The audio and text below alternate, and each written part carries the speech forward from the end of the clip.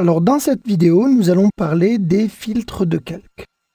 Je vais dans ce dessin afficher mon gestionnaire de calque et visualiser les calques que j'ai à disposition. J'agrandis légèrement ma fenêtre et je constate ici qu'il y a un certain nombre de calques, en l'occurrence 65 calques. Alors j'ai la possibilité dans AutoCAD, pour minimiser le nombre de calques que j'ai à l'écran et faciliter leur gestion, j'ai la possibilité d'afficher ou de créer ou des groupes de calques, ou des filtres de groupes, ou des filtres de propriétés. Alors, pour visualiser ça ensemble et essayer de mieux comprendre, nous allons prendre un fichier qui comporte un peu moins de calques pour une meilleure compréhension.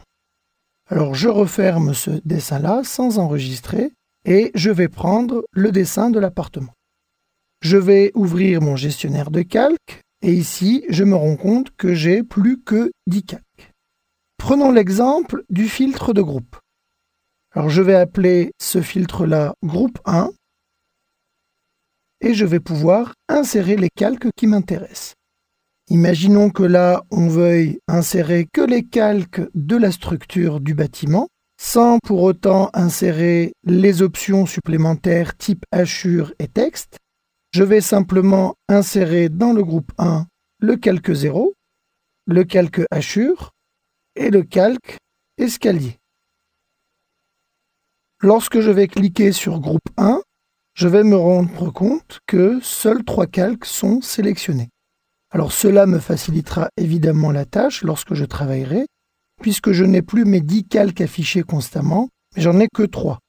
Donc là, en l'occurrence, si je veux isoler ce groupe-là, je vais faire bouton droit dessus, je vais dire « Isoler le groupe dans toutes les fenêtres » et je vais avoir uniquement les calques que j'aurai sélectionnés à l'écran. Alors je peux faire ça de la même manière, créer un groupe pour la structure, un groupe pour les annotations, etc. Nous allons voir maintenant comment créer un filtre par propriété. Alors, de la même manière, je vais faire appel à la boîte de dialogue Gestion des calques et je vais créer un filtre de propriété. Ce filtre-là, je vais l'appeler par exemple Structure et je vais demander à afficher que les calques visibles. Donc, je vais aller ici dans mes critères et choisir le critère Calque visible, donc non gelé. Je me rends compte très vite que AutoCAD a réalisé les filtres. Je peux évidemment additionner des filtres, par exemple ici par couleur, par épaisseur de ligne, etc., etc. Et AutoCAD filtrera les différents calques. Vous pouvez évidemment rajouter des nouvelles lignes de critères. Alors moi, dans ce cas-là, je ne veux que les calques visibles, donc non gelés. Je vais valider. Et là aussi, je vais avoir le filtre structure qui va se mettre en place. Filtre, là aussi, que je vais pouvoir isoler et visualiser donc le résultat.